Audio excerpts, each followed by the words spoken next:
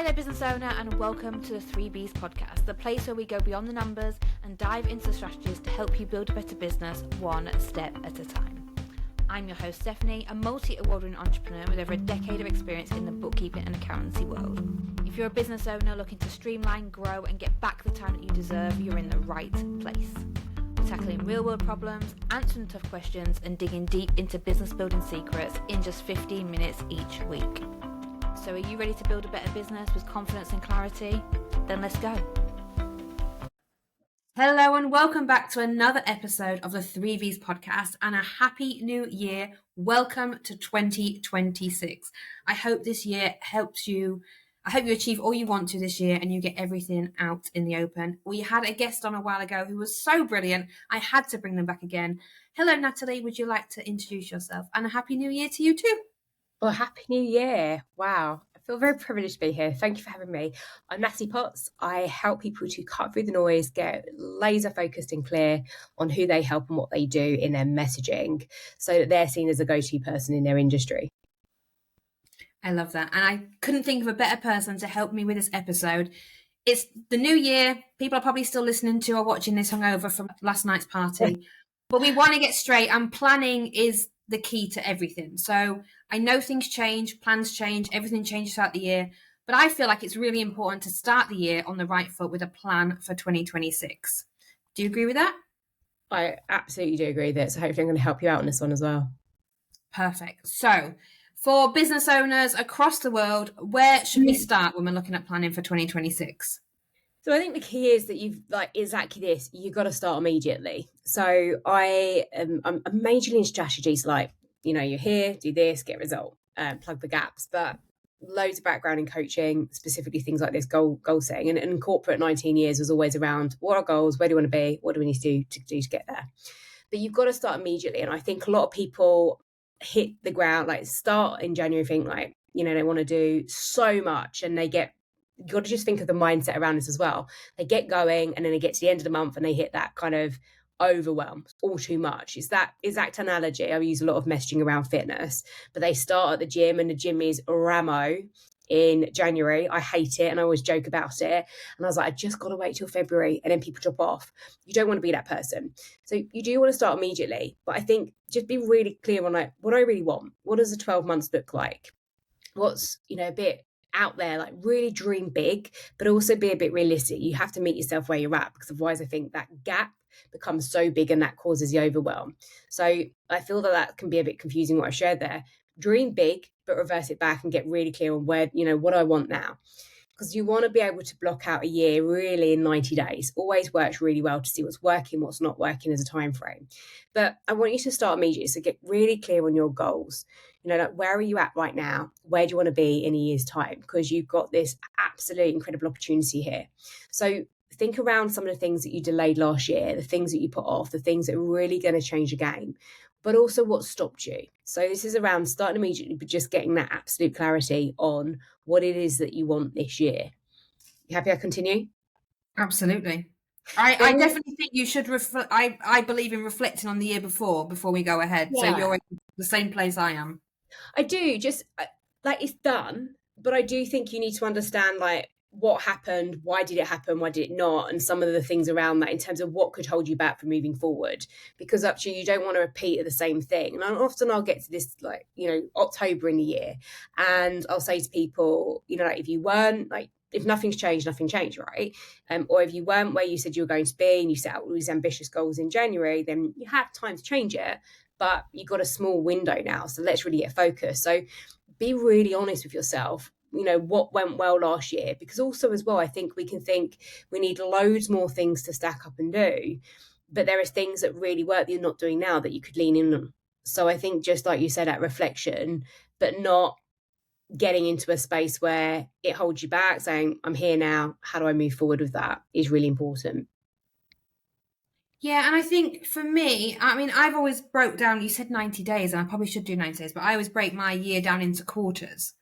Same, so so I look at, quarter one, I suppose it's 90 days, isn't it? Yeah, quarter one is for bookkeepers and accountants, January is the busiest time. It's the tax return deadline. We are so flat out.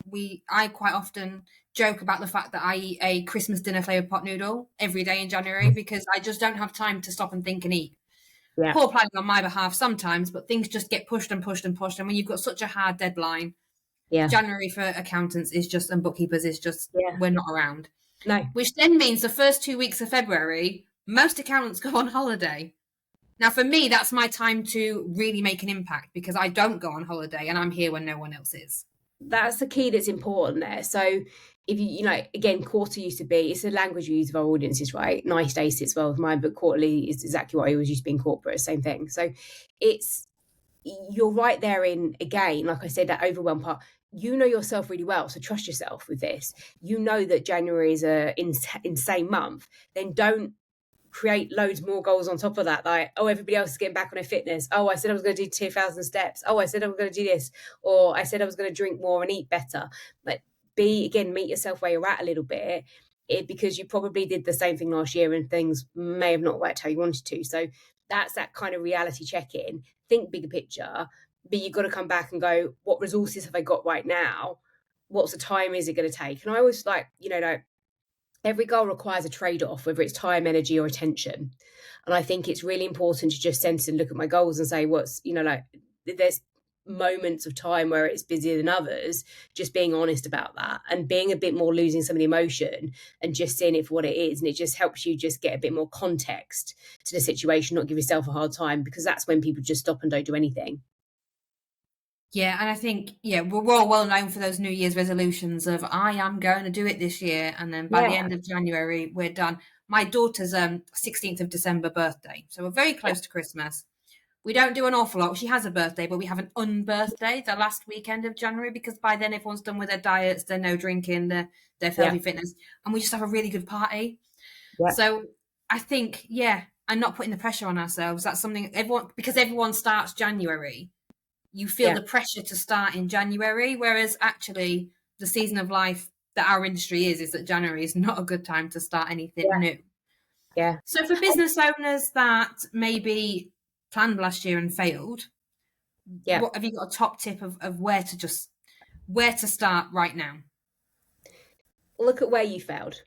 Again, divorce the emotion, which I think is where most people get caught up, because it's often about ourselves or it's our businesses and things like that. And we care. We do care. But it's the ability to prioritize and then eliminate what didn't work for you and, what is going to work for you. Not all goals are created equally. So you have to focus on what really matters, what's going to, people like and don't like the analogy, but move the needle, what's going to do that. And so I think more around maybe just doing something a bit different, writing down what I really want. This has always come out as a powerful tool that I'll do in December with people with goals around just getting some clarity is literally just be really out there, just get a list yourself and start writing out what I want. What does that look like? Because many people don't know what they want and they'll just start the same patterns over and over, or like you say, they'll think they need new goals. And I kind of think, I remember having a leadership coach years ago and he said, well, what happens when you achieve your goals? Like, supposing you smash through them by June, what, you're just going to sit and wait till September, or end of the year? And I was like, no, I'll set new goals. But again, we've got these stories, or we just think, everybody else tells us this way, or you've got to have goals because everybody else is. Like, you don't. If you just think, actually, it would be too overwhelming for me to do anything in January, I just need to do that month and head down, then start part of it in February. Just take away that pressure a bit for you to be your best. So I think that's understanding, that higher awareness of how do we work really well, what works for us, and there's seasons of things. So I think just being really open and honest with yourself on what that looks like to have a different experience to something that hasn't worked. You've got to change something. So again, and maybe ask for help for some of that as well. So you've made two questions pop into my head while you were saying all that amazing nuggets of information. What do you do if you don't hit your goals? So you're saying take the emotion away, but it's hard not to feel bad when you're not there. How do you pick yourself back up if you don't hit the goals that you set? I guess you've got to look at what has gone well. So again, that part of reflection. So every quarter, for instance, if we're taking that, I will spend one day out of my business, and it's something I invite clients, specifically one-to-one clients, to do. often they're never doing it. And I'll say, we'll start every quarter, then we'll start to every month. Like, again, just build. Meet yourself where you're at and add every month, and then you just don't do it and you fail a failure.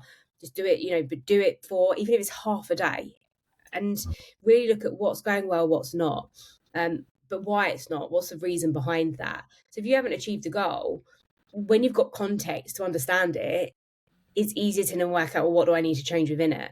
So, like, there's certain things I haven't achieved this year, but I'm like, but if I look at the scope of the other, then the other areas, I've really grown there as well. So I think you've got to have goals that are not just monetary. You've got to have goals that, maybe like a family one, lifestyle one. You've got to have broader goals, which, again, if people want to ever come and talk to me, I'm more than happy to share some ways to do this, because just for time essence. But think of all of the areas in your life where you want to have, like, you want to work on goals. It's not just business, it's not just money, because they're so important. So, like, I have some family goals and things, and spending downtime with my fiance, things like that. Or I'll look at, actually, we have more holidays and things, so I was working in the business less, so of course I'm going to not earn as much as I thought I wanted to, or things. But actually, I'm really happy because we did that and we've achieved XYZ there. So that ability to stop, get that clarity, and look at broader than just maybe some of the goals you've got this year right now as well, I think will help you just get a little bit more maybe realistic, but also look at just having, really looking at your expectations around things, but like achieving goals beyond just work and business as well. I love that. And you said take half a day every 90 days or every quarter. Yeah. Look at your goals. Is that what you would recommend people should check in quarterly, or should there be monthly? Again, like, if you're not doing it monthly, and the idea of doing a day every quarter is like, well, where do I even start? I'm looking at stuff like, you would naturally probably do it anyway more, but I'll look at my accounts, all the stuff I kind of put off, like the being on the business, that stuff. I'm like, whatever happens, if the month goes completely out of plan, I have to have that day. That's really important. And it's a day out where I'm not distracted, I don't have clients, and I just really focus being on the business. I look back, I'm seeing like what's gone well, what's not, and what am I doing? Am I on track? Am I not? Who do I need that can help me? What do I need? But being able to just give yourself, and even just sometimes just a bit of, I call it white space in your diary, where there isn't much planned, and you just like think and reflect, like, am I enjoying this? Does this light me up? Is that a goal I really wanted to work on or not? Or actually, could I just let that goal go? Just because, again, like, you might have had a goal doesn't mean they can change, and that's okay as well. Like, because we all evolve and we all want we'll have different expectations, or life can completely change direction. So I think the ability to then take that pressure off yourself is so important as well, because if you've got the emotional side kicking in, and I talk a lot about this, people, like, you just can't think clearly. You don't know what you need to do or focus on, and then you just can't move forward. You're constantly in that, like, I call it like the treacle. You don't know what to do next. It's hard. You don't like it. Then you're getting in that pattern all the time. To break that's really hard. And sometimes to have these kind of intervals just really helps you to get that, again, that focus of, what am I working at? Is this working for me or not? And I think who can help you comes a lot into things. I think we don't ask for help enough. And I think that's really important when you're goal setting. I'm always thinking with the goals I've got, like, who's a key person in that's going to get me there sooner rather than later, and what does that look like? And I think that's the art sometimes in doing less better, not having massively huge goals, but ones that also scare you a bit. But you can go, actually, right now, these are the few things I need to do to achieve that.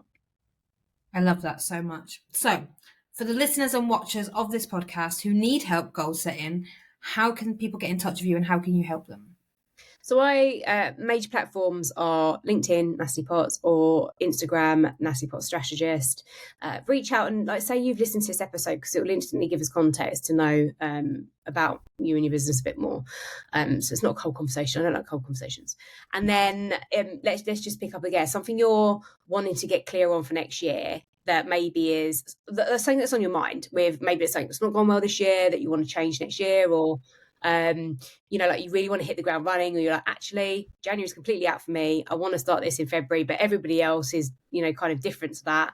Just help me out, and just be honest about what's on your mind. I think that's the core. Amazing. Well, that brings us to the end of another episode of the 3Bs podcast. Thank you so much for your time, Natalie. It's been so helpful. I'm so ready for 2026 now.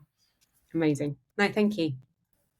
Like, rate and review this podcast wherever you're watching or listening to it so we can help more business owners build better businesses. And I will see you next week for the next episode. Bye.